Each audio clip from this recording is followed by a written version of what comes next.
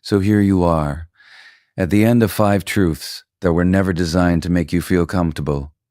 5 specific, honest, deliberately confronting truths about what you, not people in general, not empaths as an abstract category, but you, specifically, with your specific exhaustion and your specific history of giving everything to everyone while quietly placing yourself last, actually need right now, not what sounds good in theory, not what makes for inspiring content that moves you for 20 minutes before the familiar weight settles back onto your chest.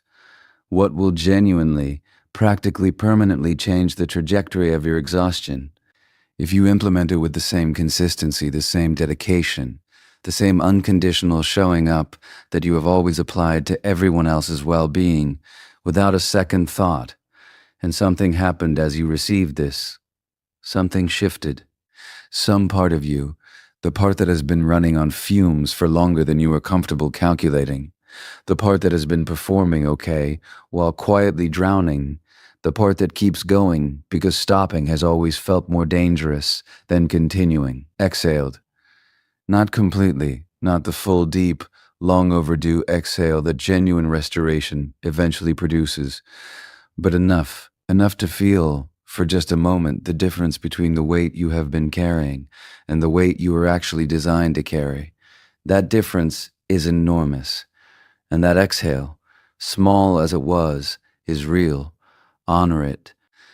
But here's where this conversation becomes yours to act on, or yours to file away, alongside every other piece of insight that moved you without ultimately changing you. And I need you to hear this part with the same openness you brought to everything that came before it, because this is the part that matters most. This is the part where the difference between a video that genuinely changed something and a video that simply made you feel seen for 40 minutes is entirely determined by what you do next, because that is the empath's specific, recurring, almost universal trap.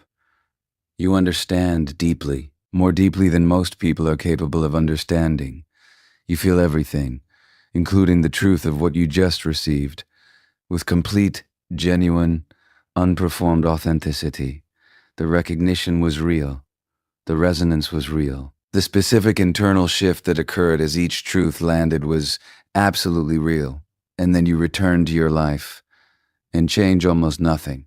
Not because you didn't mean to, not because the insight wasn't genuine, but because the needs of the people around you are immediate and concrete and present, and the needs of yourself feel abstract and deferrable, and somehow less urgent than whatever is currently required of you by everyone else.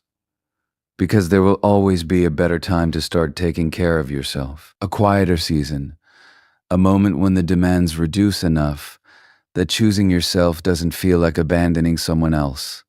That moment is not coming. There will not be a better time. There is only this time. And there is only this decision. So here is what happens now. Today, not eventually, not when things settle, not after the next crisis resolves and the next person's need is met. Today, you take one thing from this list and you implement it. Not all 5 simultaneously. That is not how sustainable change works, and you know it. Not a complete life overhaul that collapses under its own ambition within a week.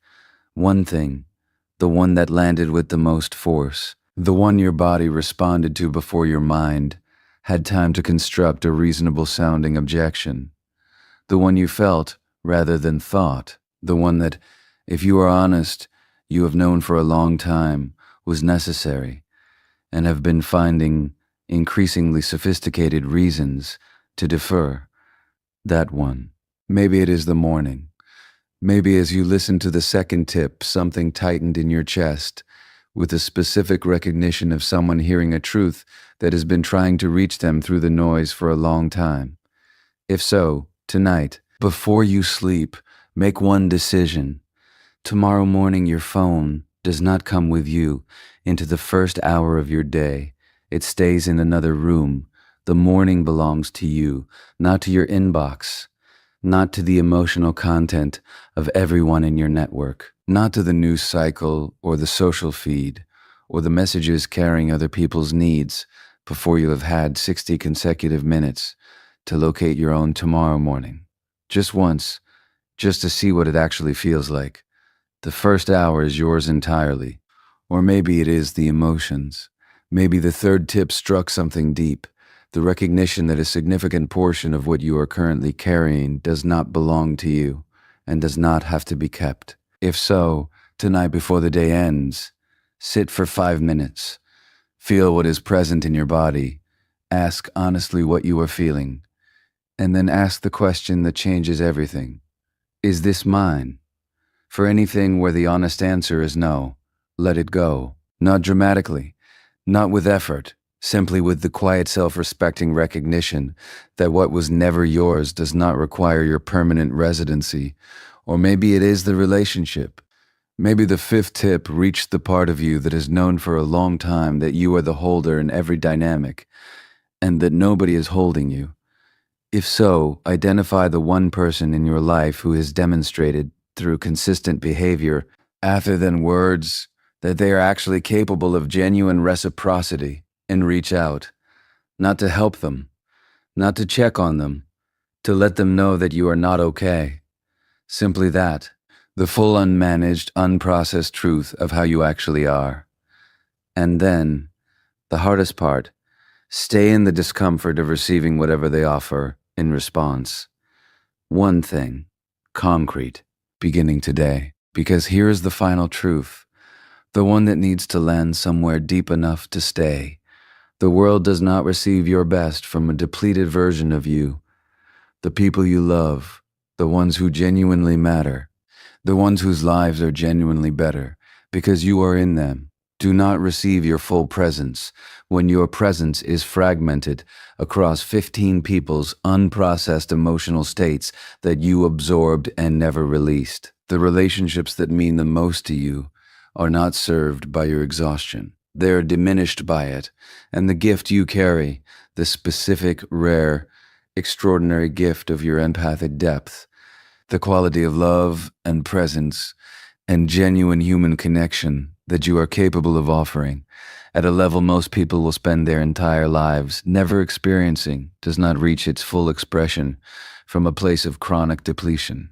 It reaches its full expression from a place of genuine restoration, from a nervous system that has been adequately protected and adequately raised from a heart that has been genuinely held rather than perpetually required to do all the holding, from a person who gives not from the desperate, depleting, ultimately unsustainable place of someone who has never learned that receiving is allowed, but from the overflow of someone who has finally, fully, properly been cared for. That version of you is not a fantasy.